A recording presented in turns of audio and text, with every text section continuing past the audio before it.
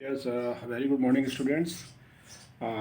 Today is National Storytelling Day, and storytelling is a very essential part of English language.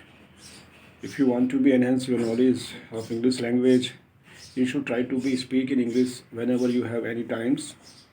So today, I want to share with you the importance of storytelling and the benefit of storytelling whenever you have try to be speak in English.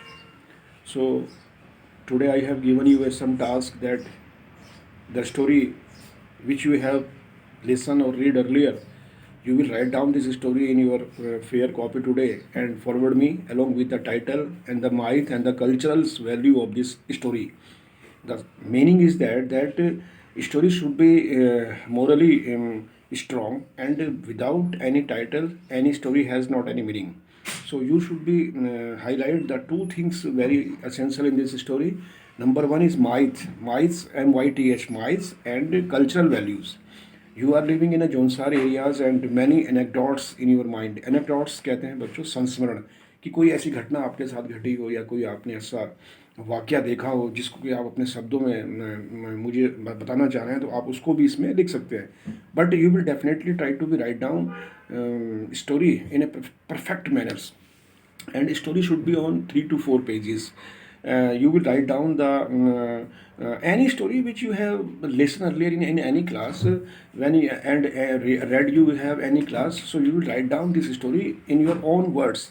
आपको वो कहानी अपने शब्दों में English में आज लिखनी है और उसको मुझे बच्चों फॉरवर्ड कर देना है. मैं उस स्टोरी को पढ़ूंगा, समझूंगा, जो आपके संस्मरण है. देखिए एक चीज़ मैं बार बार आपको याद दिला रहा हूँ, यहाँ पे संस्मरण इंग्लिश लिटरेचर में बच्चों संस्मरण बहुत लिखे जाते हैं. एनेक्डोट्स इंग्लिश में कहते हैं इसको, एनेक्डोट्स, संस्मरण.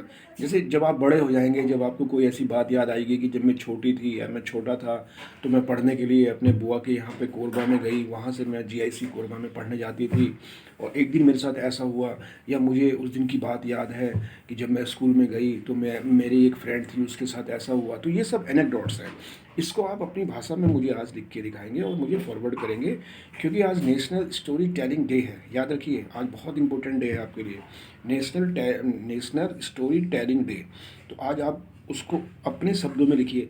कोई ऐसी कहानी जो आपके दादा दादी या नाना नानी ने आपको बचपन में सुनाई हो और आपको वो कहानी याद आ रही हो, तो उसको शब्दों में लिखिए और इंग्लिश में लिखिए. कोई बात नहीं, दिक्कतें आएंगी आपको लिखने में, कोई दिक्कत नहीं है. आप सही लिखेंगे गलत लिखेंगे इस बात से कोई फ़र्क नहीं पड़ता, लेकिन अपनी लिखने की हैबिट को डेवलप करेंगे तो आपका एक पर्सनैलिटी डेवलप होगी और आपको इंग्लिश लिटरेचर के प्रति थोड़ा इंटरेस्ट भी क्रिएट हो जाएगा.